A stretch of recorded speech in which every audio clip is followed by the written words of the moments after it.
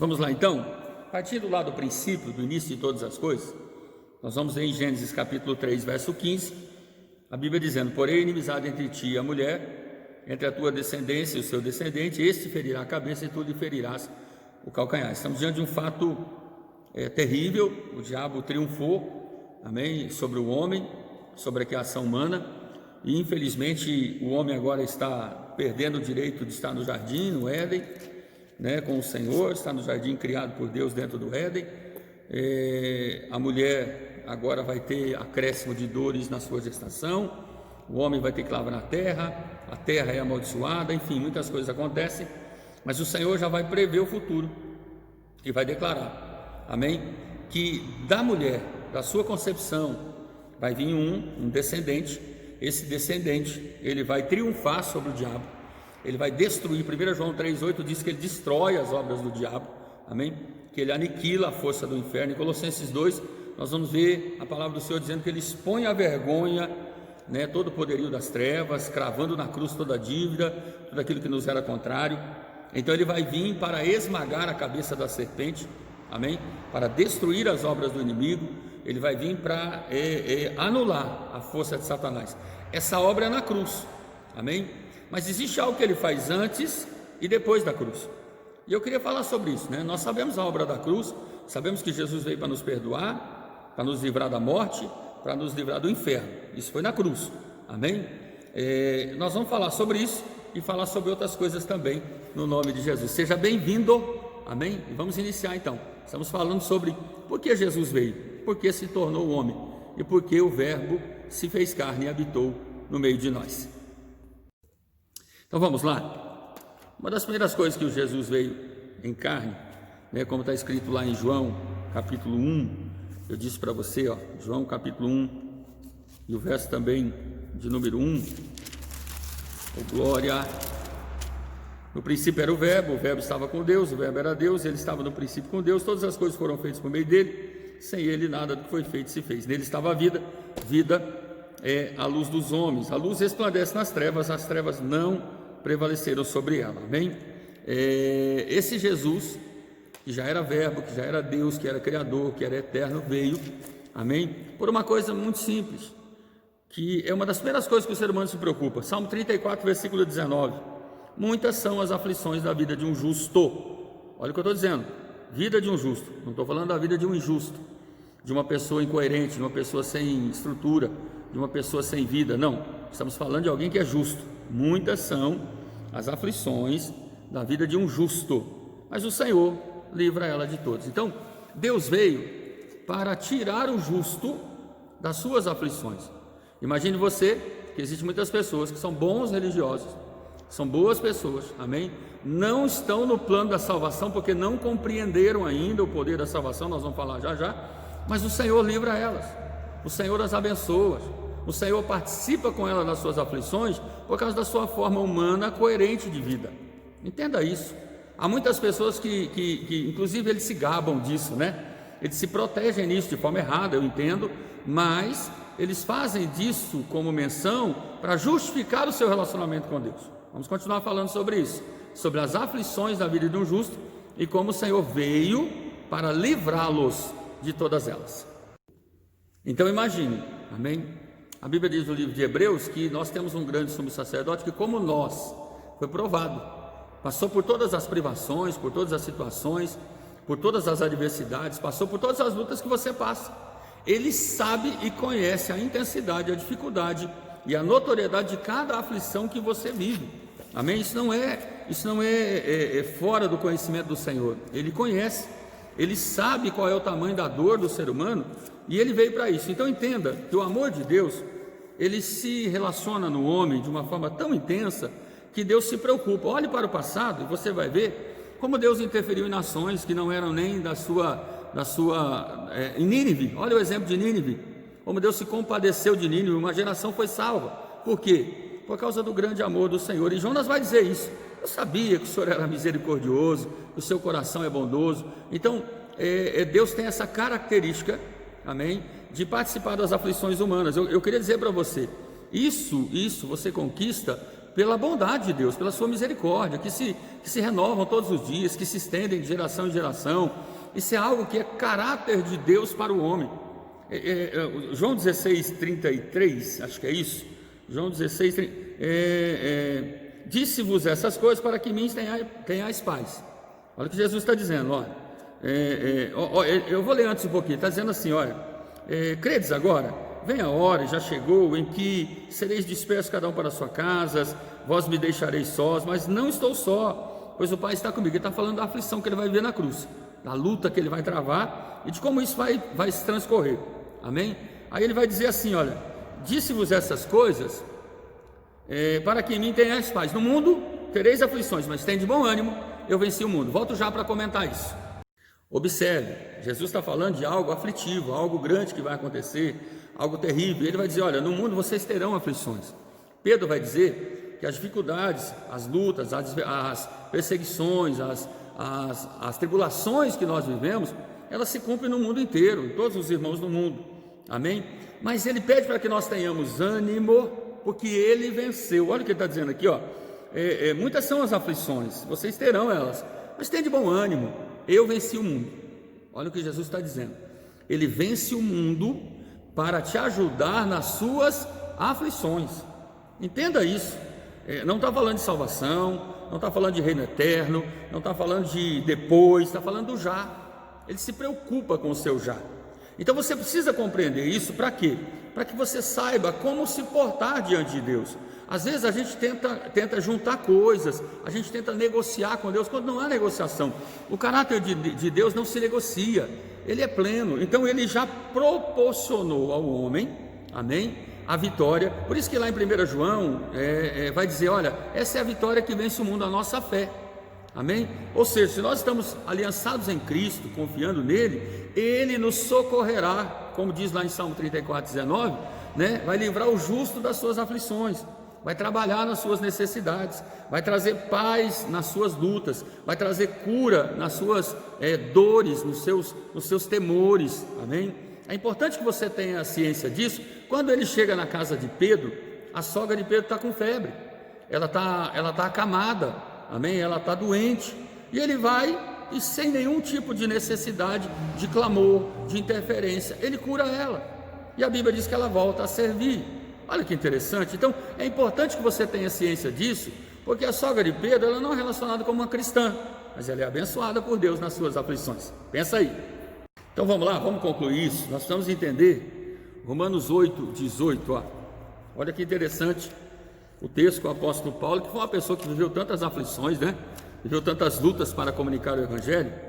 Romanos 8:18, ele vai dizer assim, ó, glória. Olha o que ele vai dizer, estou certo, Paulo dizendo, que as aflições desse tempo, vive aflições, amém? O tempo presente não pode se comparar com a glória que em nós há de ser revelado. Então observe, há algo maior, há algo poderoso de Deus para ser revelado, mas as aflições desse tempo presente, elas participam da nossa vida, elas estão em nós, elas nos cercam. Você fica doente, você fica aflitivo, você fica temeroso, você chora, você sofre, você às vezes se sente incrédulo, às vezes se sente sem Deus.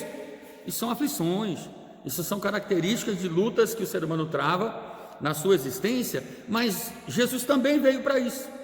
Jesus também veio para se relacionar nas suas dificuldades. Lembre-se de Elias, que Elias está aflito por causa da carta de Jezabel, a ponto de desejar a morte. O que Deus vai fazer? Deus vai impor peso sobre Elias? Não, Deus vai fazer janta, vai fazer almoço, Deus vai proporcionar alimento, Deus vai participar da aflição de Elias, vai dar condições dele caminhar, vai levá-lo para um ambiente. Depois lá na caverna, vem tempestade, vem vento, vem furacão, vem todo tipo de coisa, e Deus está com ele, até que Elias, sóbrio, recobrado, animado, vai ser chamado de novo a voltar a fazer obra. Seu tempo de voltar a fazer obra está chegando, porque as suas aflições estão no controle do Senhor, no nome de Jesus. Recebe essa palavra aí, é profética para a tua vida, e o Senhor te livrará. Salmo 34, versículo 19 diz, muitas são as aflições da vida dos justos, mas o Senhor o livrará de todas elas. Observa algo interessante, 2 Coríntios, só para concluir essa parte que fala sobre a aflição, 2 Coríntios capítulo 1, verso 5, verso 4, verso 3, vamos começar do 3. Bendito seja o Deus e Pai de nosso Senhor Jesus Cristo, Pai das misericórdias, de Deus de toda a consolação, que nos consola em toda a nossa tribulação, para que também possamos consolar os que estiverem em alguma tribulação. Com a consolação com que nós cremos, somos consolados por Deus. Pois como as aflições de Cristo transbordam para conosco, assim também a nossa consolação transborda por meio de Cristo. Se somos atribulados, é para a vossa consolação e salvação. Se somos consolados, é para a vossa consolação, a qual se opera suportando com paciência as mesmas aflições que nós também padecemos. Existe um propósito, existe toda uma situação que cerca as nossas aflições.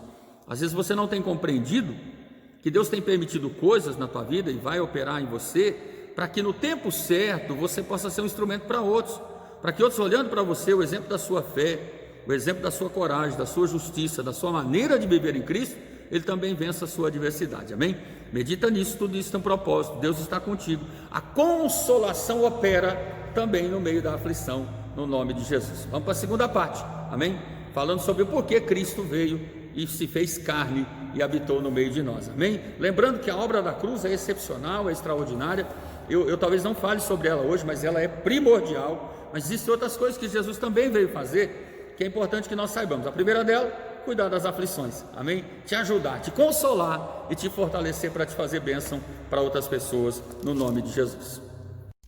Bom, a segunda parte para a qual o Senhor se fez carne foi para buscar o homem, amém? O bom pastor é aquele que busca a ovelha, aquele que vai atrás. Lá em Ezequiel capítulo 34, a partir do versículo 18 em diante, vai falar do comportamento, de Israel em relação ao Senhor, comparando ao tratamento que o pastor tem com as suas ovelhas. E ali vai dizer, eu mesmo, o Senhor, virei, e vou buscar as minhas ovelhas. Vai transpor os montes, os rios, os vales, e buscar, sarar e proteger as ovelhas. Então entenda, a salvação é prioridade para Deus, mas nós precisamos entender qual é a forma que Ele opera isso, e é sobre isso que eu quero falar com você nessa manhã, amém? Lucas capítulo 19, verso 10, a história de Zaqueu vai ser concluída da seguinte forma: porque o Senhor veio para buscar e salvar aquele que estava perdido. Buscar, guarda isso, vamos falar sobre isso, sobre por que Deus veio buscar, por que Ele veio atrás de nós. Ele queria nos tirar de um local e nos colocar em outro, nos tirar de um ponto e nos firmar em outro, nos tirar de um alicerce inseguro, um alicerce complicado, um alicerce ruim, e nos colocar em outro alicerce seguro, confiável, alicerce verdadeiro, amém? Então entenda isso, a salvação, segundo Efésios 2, versículo 8, vai dizer que é pela graça, mediante a fé, recebemos um presente maravilhoso de Cristo, mas antes disso Ele veio nos colocar no lugar certo. Ele tem um objetivo, tem um ponto de vista. Você vai aprender isso nessa manhã, em nome de Jesus. Amados, olha esse texto, João 6,68, que diz assim: no 67, Jesus faz uma pergunta a Pedro, Ele diz assim, perguntou Jesus aos 12, não somente a Pedro: não quereis vós também retirar-vos? Porque Jesus faz aquele discurso intenso, forte, sobre comer a carne, beber o sangue, sobre uma comunhão mais profunda no corpo, sobre algo muito mais real do que as expectativas que eles estão tendo com Cristo, amém? E aí os 70 vão embora, o povo se afasta, os fariseus vão embora, e aí o que acontece? Jesus vai chamar os 12, vai perguntar: vocês também não querem retirar-se? Pedro vai dizer assim, respondeu-lhe Simão Pedro: Senhor, para quem iremos nós? Tu tens as palavras de vida eterna. Nós cremos e conhecemos que Tu és o Cristo, o Santo de Deus. Respondeu Jesus: não vos escolheu aos 12, contudo um de vós é um diabo. E aí ele vai falar sobre Judas, enfim. Mas observe, olha o que Pedro está dizendo: não é para onde iremos, é para quem iremos. O segredo é que Jesus veio para que nós pudéssemos estar nele, não é local, não é local. Por isso você vai entender o texto de João 6, quando ele fala de carne e sangue, quando ele fala de unidade. Quando ele usa o casamento, ele vai usar a temática de Adão. Agora somos ossos dos mesmos ossos, carne da mesma carne, sangue do mesmo sangue, somos um só. Então, o que Jesus está falando é que ele veio estar conosco para que nós estivéssemos nele. Não é estar na igreja, na religião, nas coisas, não, é em Cristo. Se alguém está em Cristo, volto já. Entendeu? Se alguém está em Cristo, nova criatura é. Ou seja, Cristo não é lugar, Cristo não é templo, casa, Cristo é Deus, Ele é Espírito, Ele habita em nós. João capítulo 14, acho que verso 23, se eu não me engano, vai dizer que através da comunhão com a palavra, através de guardar os mandamentos, através de nós estabelecemos aliança de obediência às suas palavras, Ele vai estar em nós. João 14, 23, se alguém me ama, guardará a minha palavra, meu Pai o amará, viremos para Ele e nele faremos morada. Olha que interessante, Ele quer criar uma unidade perfeita com o homem. João capítulo 15, vai dizer assim, ó, eu sou a videira, meu Pai é o agricultor, vós sois o ramo. Ele está falando da forma que foi estabelecida. Deus plantou a videira entre nós, nos tirou do formato que estávamos vivendo, galhos de jambuzeiro, de espinheiro, galhos de todo tipo de árvore que não produzia frutos bons, arrancou-nos dali e nos firmou na videira.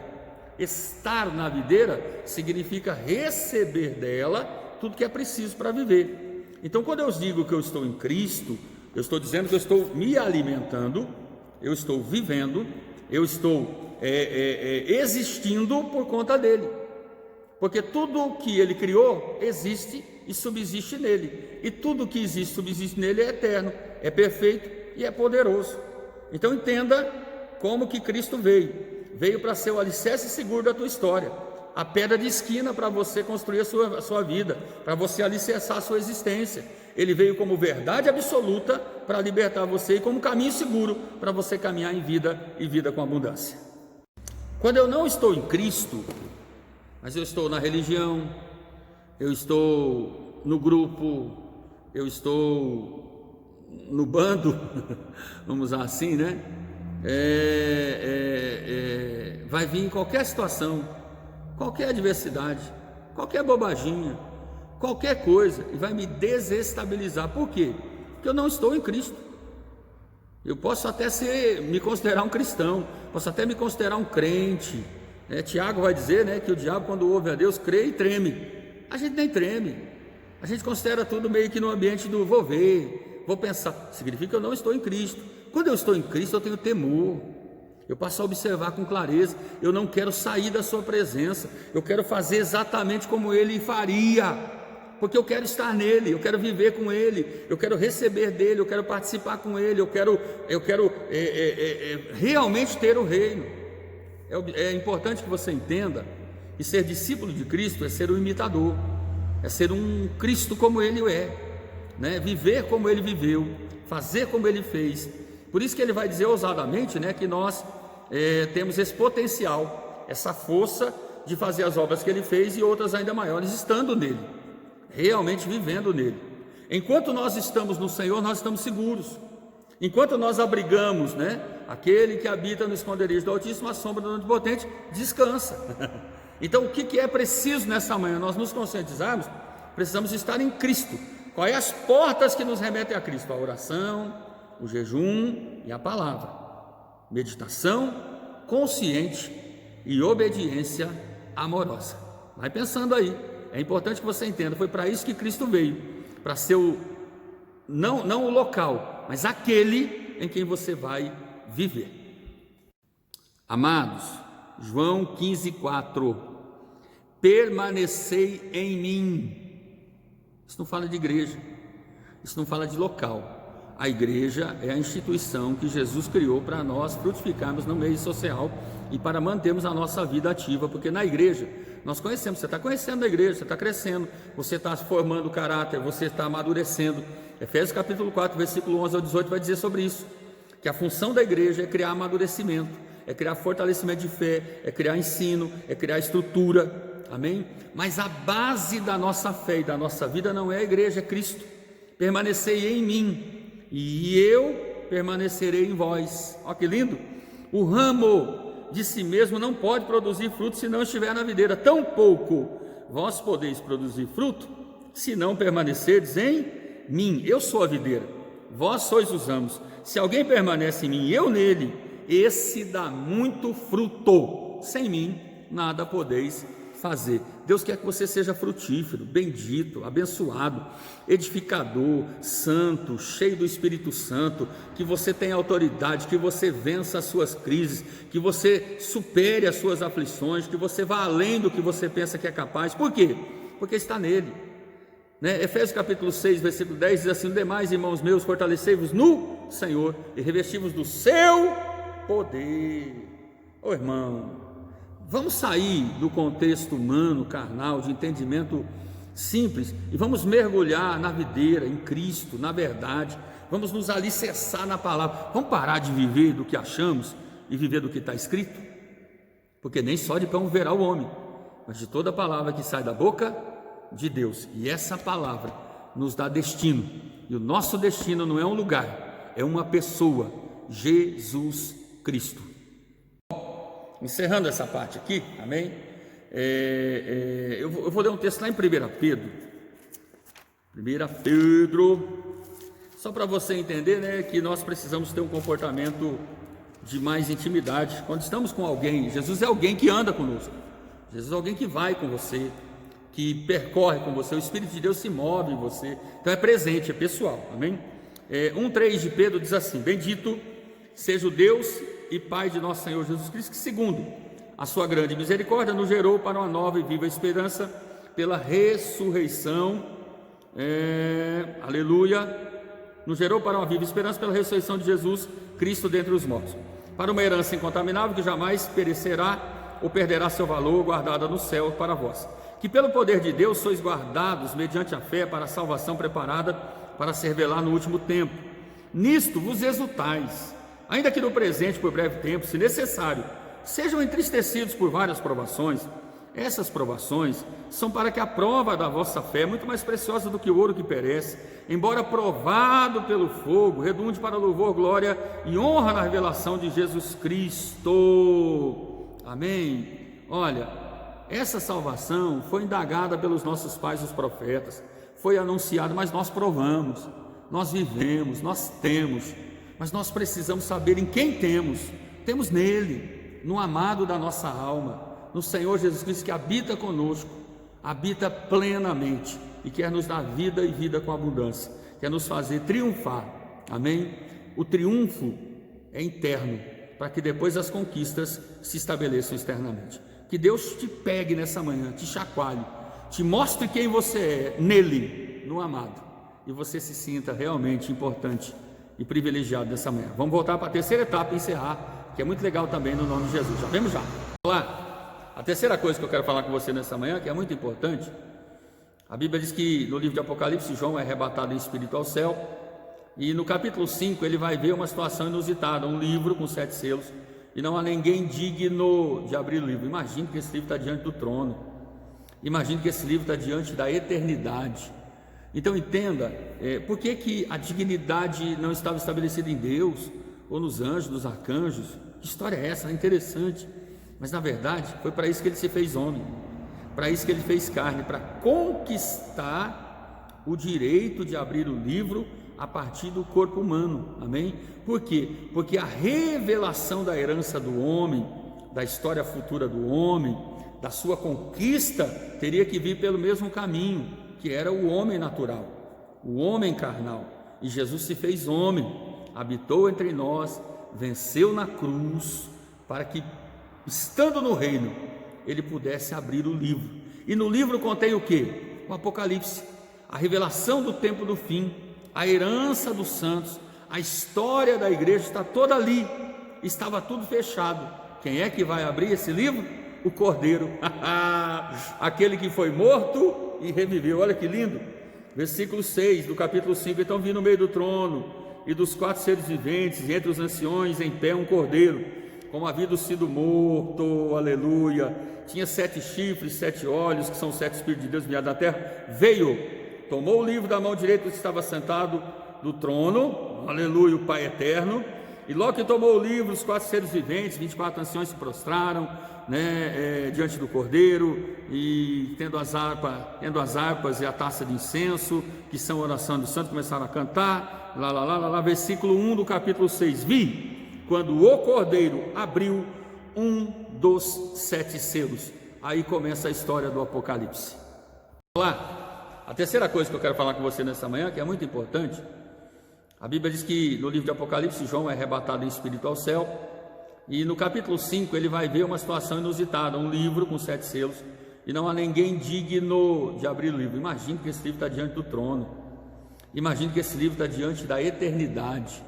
Então entenda, por que a dignidade não estava estabelecida em Deus, ou nos anjos, nos arcanjos? Que história é essa? É interessante, mas na verdade foi para isso que ele se fez homem, para isso que ele fez carne, para conquistar o direito de abrir o livro a partir do corpo humano, amém? Por quê? Porque a revelação da herança do homem, da história futura do homem, da sua conquista, teria que vir pelo mesmo caminho, que era o homem natural, o homem carnal, e Jesus se fez homem, habitou entre nós, venceu na cruz, para que, estando no reino, ele pudesse abrir o livro.